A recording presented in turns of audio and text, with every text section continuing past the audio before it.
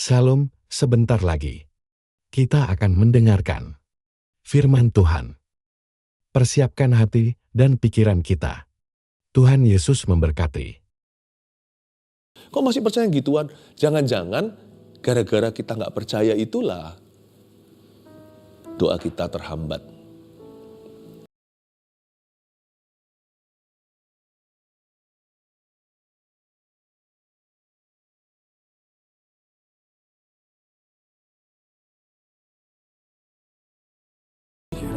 Terima kasih Tuhan, hadirat-Mu begitu manisnya, indahnya.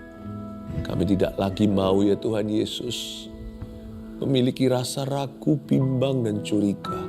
Sebab Kau terlebih rindu untuk memulihkan setiap kami. Berkati Tuhan sesi firman ini sehingga straightforward, langsung ya Tuhan berbicara Roh Kudus kepada umat-Nya. Melalui hamba-Mu, sucikan kuduskan kami semua, sembunyikan di bawah di kaki-Mu, di balik salib-Mu. Dalam nama Yesus, haleluya, amin. Shalom, peace to you, damai sejahtera. Saya ingin mulai mempersiapkan hati kita untuk sungguh-sungguh cari Tuhan lagi, dan tidak putus-putusnya berharap kepada Kristus. Di ujung tahun ini, kita hampir tutup tahun nih, kita harus punya hati yang ready memasuki tahun yang akan datang. Yang pasti yang harus pergi adalah perasaan ragu, perasaan bimbang. Hal itu bukan dari Tuhan. Saya kasih judul Tuhan lebih rindu memberkati kita supaya kita berani GR, berani gede rasa, berani percaya Tuhan. Sebenarnya berkat itu termasuk mujizat tidak serumit sesusah yang kita kira loh. Tuhan itu lebih dekat daripada dugaan kita. Namun kita juga harus introspeksi apa-apa saja yang menjauhkan kita dari Dia. Nah itu yang harus kita buang. Tuhan gak perlu didekat-dekatin lagi. Dia itu sudah ada di sini. Nah, mari kita sama-sama mempererat hubungan kita. Karena saya tahu tahun rahmat akan datang. Ini akhir tahun saya akan mulai impartasi ke GMS yang saya gembalakan. Akan visi tahun depan. Saya mendapat 2 kata, victory and blessing. Tahun kemenangan dan juga tahun berkat. Berkat secara internasional pula, yaitu kelimpahan dari bangsa-bangsa akan Tuhan pindahkan. Ini bukan bicara soal materi ya. Bicara tentang favor dan perkenanan Tuhan. Penyertaan yang ajaib. Saya ingin untuk mempersiapkan hati Anda untuk berani percaya bahwa Tuhan itu rindu memberkati kita. Please jangan alergi dengan kata berkat hanya karena sudah sempat disalahguna oleh banyak orang yang serakah, yang rakus, yang materialistis. Berkat termasuk materi, tapi bukan hanya itu saja. Tapi mari kita percaya, our God is a blessing to us. Tuhan itu berkat bagi kita. Berkat terbesar dalam mengenalnya, tapi gak berhenti sampai sana kok. Tuhan itu tidak hanya memberi kita janji, kalau gak berani genapi. Tuhan juga memelihara. Kalau Anda hari ini lagi ngalami masalah dalam pekerjaan, susah bisnisnya, toko, bahkan ada yang di PHK. Please, ada satu jalan lagi yang harus Anda temui yang bisa mengubah jalur hidupmu. When you believe, untuk kita percaya. Memangnya percaya bisa apa Pastor Philip? Bisa mengubah hidupku? Bisa. Berapa banyak orang yang percaya mengalami berkat mujizatnya? Ya, mari kita sama-sama membaca firman dulu. Firman ini bermula dengan keluh kesah Tuhan terhadap umatnya. Mari kita baca dulu ayat 1 sampai ayat yang ke-5, Yesaya 65 pasalnya. Aku telah berkenan memberi petunjuk kepada orang yang tidak menanyakan aku. Aku telah berkenan ditemukan oleh orang yang tidak mencari aku. Aku telah berkata, ini aku, kepada bangsa yang tidak memanggil namaku. Sepanjang hari aku telah mengulurkan tanganku kepada suku bangsa yang memberontak, yang menempuh jalan yang tidak baik dan mengikuti rancangannya sendiri. Suku bangsa yang menyakitkan hatiku. Dan suku bangsa menyakitkan senantiasa di depan mataku dengan mempersembahkan korban di taman-taman dewa dan membakar korban di atas batu bata, yang duduk di kuburan-kuburan dan bermalam di dalam gua-gua, yang memakan daging babi dan kuah daging najis ada dalam kuali mereka, yang berkata, menjauhlah, jangan meraba aku, nanti engkau menjadi kudus olehku. Semuanya ini seperti asap yang naik ke dalam hidungku, seperti api yang menyala, sepanjang hari. Ini ayat tidak gampang dimengerti, saya jabarkan satu persatu. Ini perjanjian lama dibaca dengan terang kasih Yesus. Tapi ini keluhan Allah kepada umatnya yaitu Israel, tapi hari ini juga kita di perjanjian baru bisa mendukakan Roh Kudus. Mari kita lihat sekarang hati Bapa dulu, ya. Tuhan itu lebih rindu memberkati kita, it's true. Aku telah berkenan memberi petunjuk pada orang-orang yang tidak menanyakan aku. Jadi ternyata Tuhan itu sangat gampang menjawab doa. Bisa-bisa ya, sebelum kita amin itu sudah datang tuh jawaban. Kalau terlambat mungkin juga ada peperangan rohani seperti cerita Nabi Daniel 21 hari yang namanya Raja Persia menghalangi malaikat yang datang kepadanya. Malaikat Tuhan yang diutus untuknya. Selalu kalau delay itu bukan dari Tuhan. Dan Tuhan meskipun Tuhan punya timing sendiri, semua indah pada waktunya, tapi Tuhan tidak pernah terlambat. Tuhan juga tidak pernah too early, karena berkat yang terlalu dini, kita nggak akan ready. Malah justru nanti jadi komplikasi. Tapi kalau memang terkesan seperti ada suatu keterlambatan, itu ada hikmat Tuhan. Tapi kita juga perlu berdoa. Peperangan rohani itu ada. Kadang-kadang ada berkat yang sudah Tuhan cairkan, tapi belum sampai ke pintu kita. Itu karena sepanjang perjalanan ada banyak setan makanya itu kita perlu mengamalkan yang namanya doa sungguh-sungguh. Karena Tuhan juga memberi kita kunci kerajaan sorga itu salah satu aplikasinya adalah hidup doa. Puasa juga. Tapi juga ada berkat yang sudah langsung tiba. Bahkan sebelum kita selesai berdoa, Tuhan udah responi. Saya jadi ingat cerita tentang seorang perwira di Kapernaum yang berdoa untuk hambanya. Dia berkata, Tuhan Yesus tolong ya, hambaku ini kasihan, dia sangat menderita. Dia belum minta hambanya disembuhkan. Tuhan sudah berkata, baik aku datang untuk menyembuhkannya. Saya jadi ingat renungan saya kemarin-kemarin ini. Orang itu baru ceritakan keadaan hambanya. Tuhan sudah langsung menawarkan diri, oke, aku ke situ ya. Aku datang ke rumahmu untuk sembuhkan dia. Sampai-sampai dia merasa nggak layak. Dia berkata, jangan deh, aku nggak layak terima Tuhan di bawah atapku. Aku sendiri seorang prajurit dan seorang perwira. Di bawahku ada prajurit, di atasku ada atasan. Perintahkan aja, satu katamu itu akan didengarkan dan pasti semua hamba-hambamu mengerjakan. Detik itu sembuh. Tuhan itu belum disuruh, belum diminta. Sudah langsung berkata, oke, aku ke sana ya. Aku telah berkenan memberi petunjuk pada orang yang tidak menanyakan aku. Mudahnya Tuhan menjawab doa. Jadi kalau sampai doa kita itu terkesan susah, itu bisa jadi karena kita taruh rasa curiga. Karena diam-diam kita menyimpan satu mitos atau satu tahayul dalam jiwa, bahwa doa itu kalau kita nggak jengking dulu, kalau kita nggak sampai sujud-sujud, nggak sampai luka-lukai diri, toreh-toreh badan sendiri, Tuhan tuh nggak akan dengar. Itu kan masih ada sisa-sisa pemahaman saat-saat kita masih menyembah berhala. Kayaknya seperti yang namanya deity atau ilahi itu harus kerjain dulu ciptaannya. Enggak sih, Tuhanku nggak kayak gitu yang membuat Kristen beda. Allah bahkan berkenan memberi petunjuk pada orang yang tidak menanyakan. Belum tanya, Tuhan sudah memperkenalkan diri. Hello, ini aku.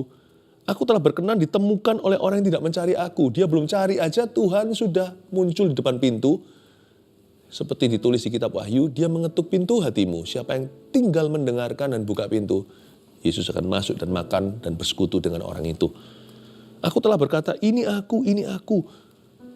Jadi ternyata jawaban doa itu tidak usah lama.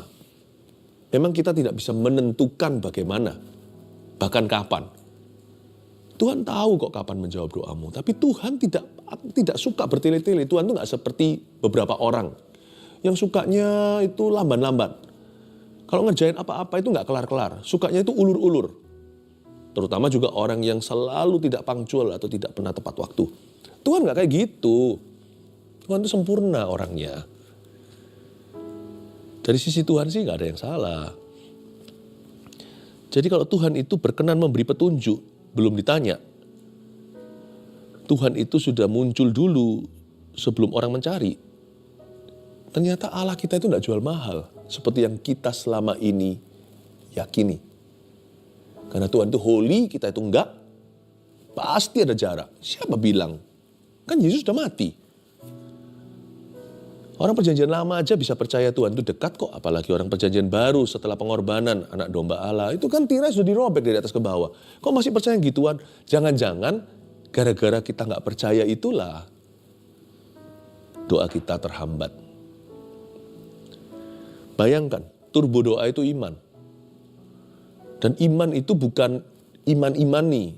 Iman itu dimulai dengan pengenalan yang benar akan Tuhan. Makanya itu setelah khotbah saya sekarang ini seharusnya tidak akan susah untuk beriman kalau kita tahu karakternya seperti apa. Allah kita adalah Tuhan yang berkenan memberi petunjuk pada orang yang tidak menanyakannya. Dia berkenan ditemui oleh orang yang tidak mencarinya. Tuhan itu tidak seperti pejabat yang susah untuk ditemui. Apalagi kalau kita yang membutuhkan. Tuhan itu tidak gitu. Tuhan itu hamba. Dia itu berarti hamba. Cuci kaki murid-muridnya. Tuhan itu nggak jual mahal, karena itu kita juga jangan main petak umpet dengan dia. Ada orang itu yang susah banget. Setiap kali ajakan Tuhan itu ditolak. Apa-apa itu selalu dibantah. Jangan gitulah. Tuhan nggak pernah cuekin kita kok. Kita yang ghosting Tuhan terus. Bahasa anak muda sekarang apa itu? Jangan kacangi. Nggak tahu, saya nggak ngerti artinya. Betul ya, kacangi gitu ya. Jangan PHP, pemberi harapan palsu. Tapi Tuhan digituin terus sih sama kita. Terus terang, ayo kita yang tertemplak kan tahu. Saya juga nggak bisa self-righteous, merasa diri benar. Saya mungkin sengaja nggak sengaja pasti pernah. Kita itu suka diemin Tuhan. Abaikan. Kalau kita percaya dia seorang pribadi dan dia nyata, Roh Kudus di dalam kita sekalipun nggak kelihatan. Hanya karena tidak kelihatan bukan berarti tidak nyata loh ya. Jangan kau percaya hanya apa yang nampak. Jangan-jangan nanti tidak bernafas oksigen berikutnya. Di udara ini ada FM AM kan. Kalau ada antenanya kan keluar, kresek-kresek keluar langsung suara radio. Bluetooth juga. Hanya karena tidak kelihatan. Roh Kudus itu nyata. Dia itu ada. Jangan diabaikan. Doa juga enggak. Jadi kita jangan begitu. Tuhan itu terkesan murahan di ayat pertama ini. Aku telah berkata ini aku kan itu orang yang menawarkan diri. Ini aku. Hanya karena dia murah hati. Jangan disepelekan. Mari menjelang tahun depan, di tahun yang baru nanti, kita buat resolusi. Mulai tahun ini, akhir tahun ini dimulai ya pemanasan dulu. Nanti mulai Januari, aku berjanji tidak akan cuekin Tuhan lagi. Dan aku tidak mau jual mahal sama Tuhan Yesus. Setiap kali dia mengajak, ku jawab ya. Ku jawab ya Tuhan. Ku jawab ya Tuhan. Ku jawab ya. Pokoknya jawab ya dulu. Terus baru tanya sama Tuhan, bagaimana? Seperti Maria ketika didatangi Gabriel. Ini kan menjelang Natal. Maria berkata apa? Ibunda Maria. Dia berkata, ya Tuhan aku tidak ngerti. Dia tanya bagaimana hal itu akan terjadi. Dia tidak mempertanyakan, dia hanya tanya yang dia kurang pahami. Itu akan terjadi oleh karena Roh Kudus. Terjadilah padaku sesuai dengan firman-Mu. Ya dulu, gimana nanti realisasinya? Tuhan kasih kita hikmat pelan-pelan. Tapi manusia biasanya kita ini terbiasa, enggak dulu. Pokoknya enggak dulu. Baru Tuhan bujuk-bujuk, kirim hamba-hambanya, ayolah pelayanan, melayanilah, jadi pemimpin kalau sudah sekian lama jadi pengikut. Nggak mau. Udah kita ubah ya attitude kita. Tahun yang baru, nanti tahun depan ini, nggak boleh gitu lagi. Mulai sekarang kita berubah. Aku telah berkata, ini aku, here I am. Kepada bangsa yang tidak memanggil nama aku. Saya kok kerasa dari ayat 1 ini rasanya kayak Tuhan tuh deket banget sama kita. Apalagi nanti di tahun yang akan datang ini. He will be so close to us. Sangat dekat sama kita. Sepanjang hari, ayat 2, aku telah mengulurkan tanganku kepada suku bangsa yang memberontak. Yang menempuh jalan yang tidak baik dan mengikuti rancangannya sendiri.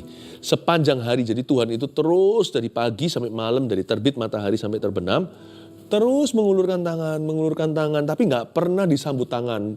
Tuhan itu selalu diajak bertepuk sebelah tangan. Semua ajakannya kita tidak gubris. Atau kalau kita gubris pun, ya udah kita sering kali tunda. Nanti ya Tuhan, kalau begini situasiku aku melayanimu. Kalau begitu aku bersyukur kepadamu. Kalau nanti begini begitu, baru aku nanti mulai berdoa. Gak bisa Tuhan, ini harus ku beresin dulu. Ini harus saya selesaikan dulu di dalam pikiranku. Baru setelah itu aku bisa baca firman. Apa gak kebalik? Bisakah kita selesaikan apa-apa tanpa bimbingan firman Allah? Jangan-jangan hidup kita jadi rumit. Tanpa firman, hidup kita akan komplikasi dan infeksi. Sepanjang hari aku mengulurkan tangan, nggak disambut-sambut. Pada suku bangsa yang memberontak, yang menempuh jalan yang tidak baik. Sebenarnya ayat 2 ini juga bicara tentang nubuatan Yesaya mengenai bangsa yang nanti akan terbuang, yaitu bangsa Israel kan akan diasingkan. Waktu dalam pengasingan, ini belum terjadi ya, nubuatan ini masih akan digenapi nanti tahun-tahunan kemudian, namanya nubuatan. Tapi ayat 2 ini konteksnya begitu. Yesaya berkata, nanti ya kamu di pembuangan, sebagian besar kalian akan mengabaikan Tuhan. Ignoring Him. Sepanjang hari Tuhan akan mengulurkan tangannya, bahkan utus nabi-nabi. Kalian tidak akan menggubrisnya, karena memang suku bangsa ini hatinya memberontak, menempuh jalannya sendiri dan mengikuti rancangannya. Tapi coba lihat ya, saking sepinya orang-orang yang meresponi Tuhan. Kalau ada satu yang meresponi, mahal banget. Saya kasih contoh. Siapa aja yang meresponi? Daniel. Daniel kan di masa pembuangan Babel, 70 tahun itu, yang dinubuatkan oleh Yesaya. Puluhan atau ratusan tahun sebelumnya. Daniel ini kan di sana. Ada satu yang sungguh-sungguh mata Tuhan menjelajah. Mencari orang yang sungguh-sungguh kepadanya untuk mencurahkan segenap kuasanya. Bukankah itu tertulis juga di Chronicles atau di Tawarik? Karena saking langkanya, begitu langkanya, ada satu saja luar biasa Allah memakainya kan. Daniel itu bagaimana? Kita tahu ceritanya. Singa terkatup, ada tangan yang menulis sendiri di dinding, hikmat-hikmatnya. Lalu bukan hanya Daniel, Esther di masa-masa 70 tahun pembuangan itu juga bangsa Israel di pengasingan. Ratu Esther dipakai demikian rupa untuk menyelamatkan seluruh rasnya. Kalau ada yang menyambut tangan ketika Tuhan ulurkan tangannya. Kalau ada sisa-sisa bangsa Israel atau remnan itu yang tidak memberontak kepada Allah yang hidup, Tuhan segera dan langsung dan secara luar biasa memakai hidupnya. Good news dan bad news. Kabar buruknya tahun depan akan banyak orang yang murtad. Ini nggak usah nubuat. Ini sudah tertulis di ayat. Menjelang akhir zaman, kasih orang kan semakin dingin. Orang akan mencintai dirinya. Dan bahkan orang-orang pilihan pun banyak yang murtad jalan. Itu kan semua juga ada di surat Paulus. Kasih orang akan semakin dingin, dunia akan semakin jahat, kasih manusia semakin hambar. Kejahatan mulai silih berganti. Tahun depan, banyak orang-orang yang akan meninggalkan Tuhan. Lebih banyak lagi sana-sini yang memberontak dan dunia akan semakin jahat. Dunia secara menyeluruh akan semakin antikristus. Tapi kabar baiknya itu kabar buruknya. Kabar baiknya adalah siapa yang menyambut tangan Tuhan saat ia mengulurkannya akan menjadi seperti Daniel, seperti Esther, seperti Sadrak, Mesak, Abednego yang dilempar dalam perapian itu, namun Tuhan selamatkan karena mereka tidak mau kompromikan di hadapan maut sekalipun. Kalau kita berpegang teguh pada Tuhan, akan ada tangan Tuhan. Kalau Tuhan ulurkan tangan, kalau kita sambut tangan, akan ada tangan dalam hidupmu. Tangan Allah itu berkuasa.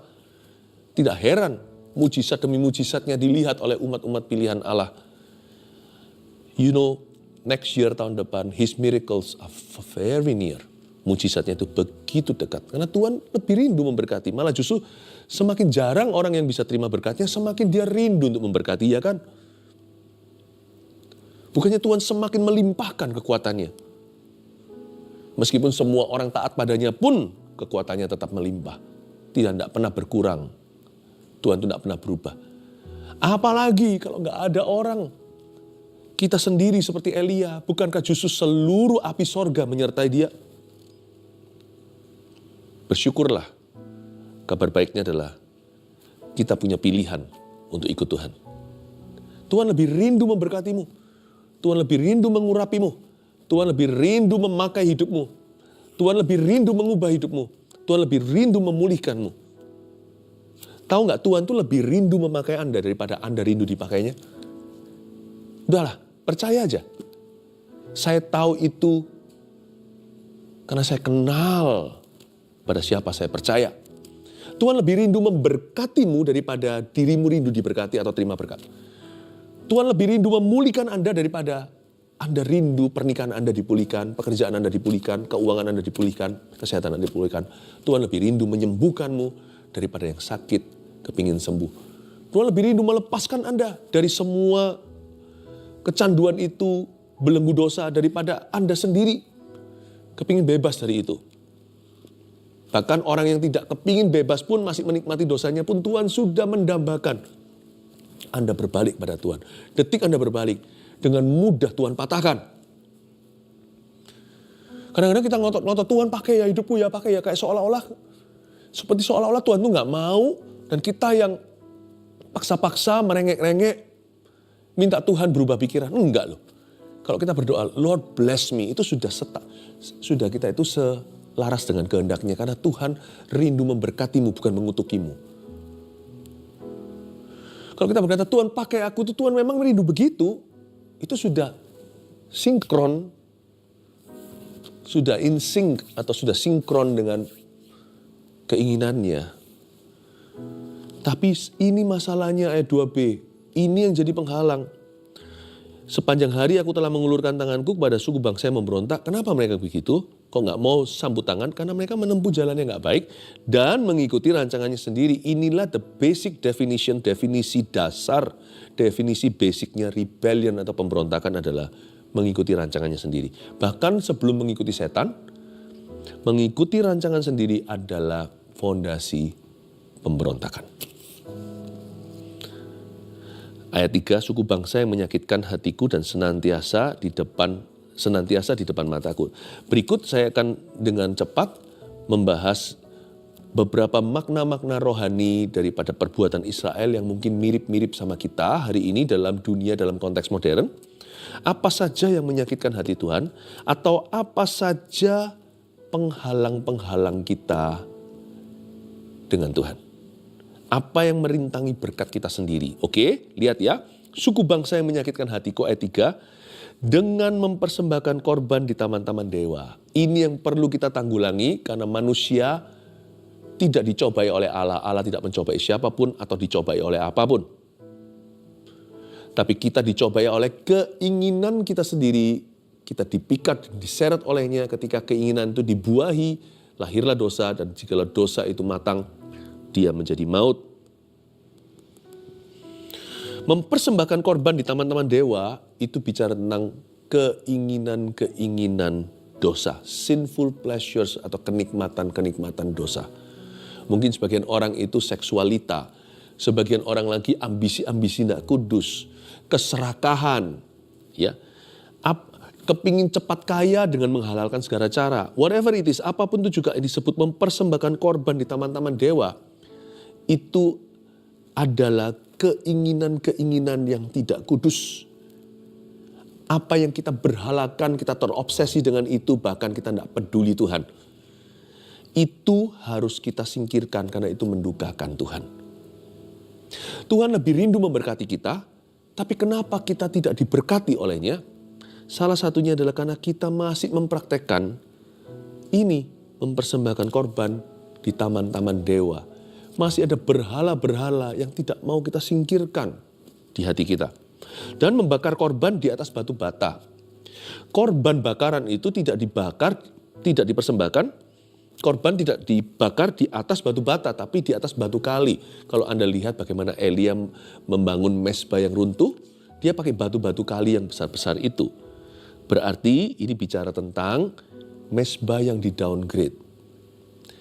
Kita masih beribadah, melakukan aktivitas rohani kita, tetapi hanya rutinitas. Kita tidak pernah sungguh-sungguh. Hati kita tidak mementingkan itu lagi. Baik itu doa, baca firman, ke gereja. Udahlah. Nggak usah di atas batu kali, berat itu. Ngambilnya dari basah-basah lagi. Belum lagi bisa hanyut kalau itu lagi pasang. Jadi di atas batu bata aja. Buatan tangan manusia berada di kontrol kita. Belum lagi satu persatu itu ringan-ringan.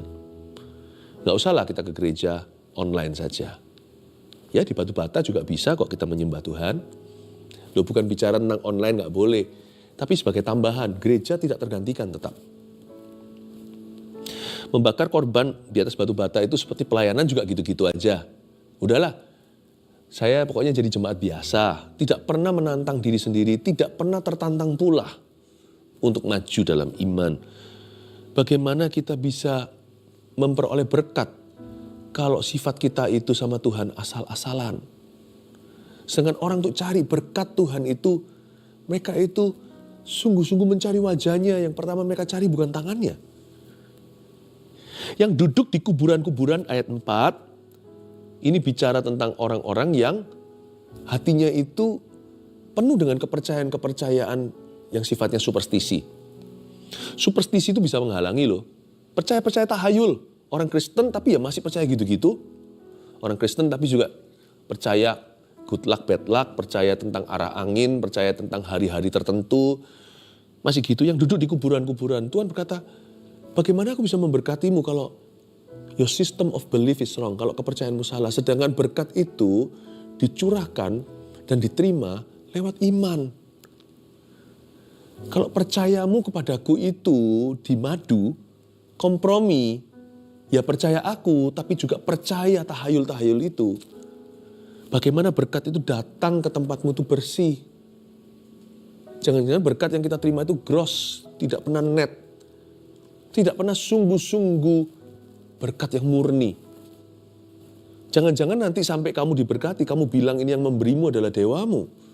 Memberimu adalah karena harimu laki atau itu hari keberuntunganmu. Maka kamu tidak akan memberikan kemuliaan kepada Tuhan dan tidak tahu bahwa Tuhanlah sumber berkatmu itu. Dan bermalam di dalam gua-gua, ini juga bicara tentang entertain stress atau stres. Stres masa salah saya Pastor Philip kok stres? Duh, stres tidak salah kita kalau cuma lewat kita lawan. Tapi stres yang dimanjakan. Oh kasihan aku, ya kan? Lalu habis itu terus stres yang direnungkan jadi kekhawatiran yang berlebihan itu di luar kendali kita padahal kita punya kuasa untuk melawan, untuk menaklukkannya. Malah kita terus ngikuti jalur pikiran itu dan kreatif mikirkan kira-kira nanti apa yang setan bisa lakukan di hidupku. Ketakutanku itu bisa terjadi begini loh nanti. Nanti itu bisa terrealisasi. Semua kekhawatiranku itu nanti bisa. Semua dikhawatirin. Sampai segala sesuatu dibayangkan. Yang terburuk. Apa yang terburuk yang bisa terjadi. Itu orang yang suka bermalam dalam gua. Hai Elia, udah berhenti di sana. Ngapain kamu di situ? Tuhan tanya sama Elia. Keluar, urapi Elisa. Urapi Raja A, Raja B. Udah berhenti, jangan bermalam dalam gua-gua. Jangan bersifat manja dengan stresmu. Semua orang juga punya stres. Keluar dari sana. Berani tegas dan berkata, hai jiwaku pujilah Tuhan, tenang teduh dalam hadiratnya Tuhan. Semua akan indah pada waktunya. Semua orang juga melawan, kenapa? Ada orang tertentu puas jadi pasien melulu. Boleh kita ditolong orang, ada konselor, ada gembala, ada pendoa. Tapi kita sendiri harus berperan, karena itu kan hidupmu, itu hatimu, itu perasaanmu. Itu hidup emosimu. Tanggung jawab siapa lagi kalau bukan yang menghidupi. Jangan bermalam di dalam gua, keluar. Nggak ada berkat Tuhan di sana, nggak ada urapan. Elia harus kembali dari jalan tadi dia meninggalkan Tuhan, meninggalkan panggilan. Untuk mengurapi siapa-siapa sesuai dengan instruksi. Jangan bermalam dalam gua, dan juga di kuburan.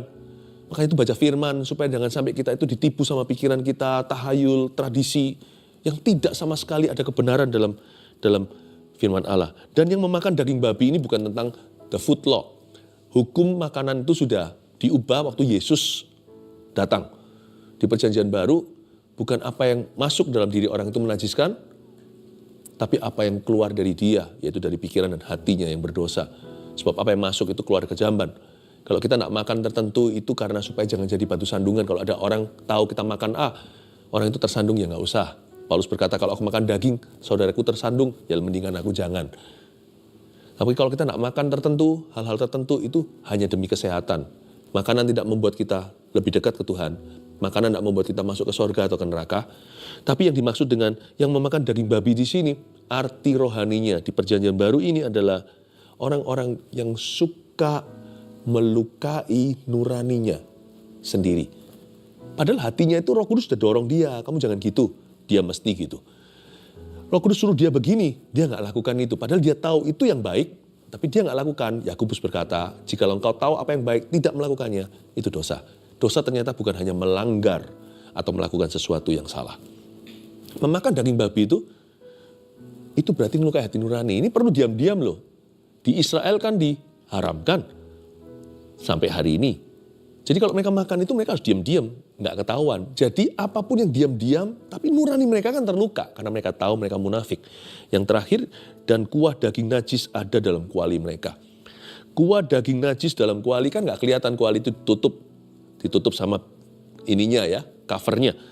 Itu berbicara tentang kesambungan daripada makan babi tadi, daging babi tadi adalah unconfessed atau hidden sin atau dosa yang disembunyikan. Masih adakah dosa yang tersembunyi dalam hidupmu yang tidak pernah diakui di hadapan Tuhan? Kalau Anda minta pertolongan, cari orang-orang yang bisa dipercaya untuk bisa membantu menjaga kekudusanmu. Yang berkata, menjauhlah, jangan merabah, aku nanti engkau menjadi kudus olehku. Udah dosa sombong lagi ayat 5 ini. Ini yang Tuhan paling benci sebenarnya ditaruh paling terakhir. Menjauhlah, jangan merabah aku, kamu jangan jamah aku. Padahal orang-orang ini yang melakukan hal-hal yang di atas tadi. Tapi mereka bisa bilang sama orang lain, kamu jangan dekat sama aku ya, jangan rabah aku ya. Nanti kamu jadi kudus oleh karena aku. Orang berdosa malu itu satu hal. Apalagi orang berdosa dan menyesal. Ini orang berdosa bangga lagi. Malah merasa dia lebih hebat dari yang lainnya. Merasa orang lain selalu salah, dia selalu benar. Ini orang yang berkata, menjauhlah jangan rabah aku, nanti kamu jadi kudus gara-gara aku. Nggak bertobat, makin susah jalan pertobatannya. Kalau begitu sikap hatinya yang salah. Ini namanya self-righteousness atau perasaan benar sendiri. Ngerasa betul sendiri. Dan ini adalah yang dibenci Tuhan, namanya pride atau kesombongan. Semuanya ini seperti asap yang naik ke dalam hidungku. Seperti api yang menyala sepanjang hari. Kalau Tuhan menghirup hal-hal ini, Tuhan sudah jadi nek dan muak tidak mau memberkati hidup kita. Padahal dia rindu banget memberkati. Tapi lebih rindu dia melihat perubahan hidup kita sebelum kita diberkatinya. Catat 3 poin ini sebagai summary atau sebagai rangkuman kita. 1, ya, jangan cueki Tuhan maupun ajakannya. Mari kita komitmen di akhir tahun ini, apalagi mulai tahun depan, jangan cuekin Tuhan lagi ya, maupun ajakannya. Sebab Tuhan lebih rindu memberkati kita. Udahlah, percayalah. 2, jawaban doa lebih mudah dari yang kita kira. Sekarang saya disadarkan, ternyata nggak serumit dan sesusah itu. 3, gampang kok ini. Gak perlu pakai ribet. Gak perlu keliling dunia. Langsung aja tegesi hidupmu. Tegesi diri sendiri. Buang saja apa yang mendukakan hatinya. Udah, jangan lengket tuh perasaannya. Diajak dialog. Gak perlu interview dirimu. Gak usah berdebat dengan jiwamu. Udah, kalau kita tahu ini Tuhan gak suka, buang. Udah gitu aja. Saya gampang kok. Kalau Tuhan gak suka sesuatu, saya buang. Kalau saya menahan kasih pada seseorang, dan Tuhan tidak suka itu, saya langsung kasih orang itu. Kalau saya tidak bisa mengampuni sama halnya, atau saya tidak bisa minta maaf sama orang, saya akan langsung minta maaf daripada Tuhan hatinya sedih. Buang aja semua yang mendukakan hatinya, whatever it is. 3 poin ini, simpan baik-baik, persiapkan dirimu agar jalanmu di tahun depan itu adalah jalan kemenangan dan penuh dengan berkat Tuhan. Terimalah berkat dari Allah Bapa, Putra dan Roh Kudus. Dia rindu memberkatimu, dia menyertaimu. Dalam nama Yesus, haleluya. Amin.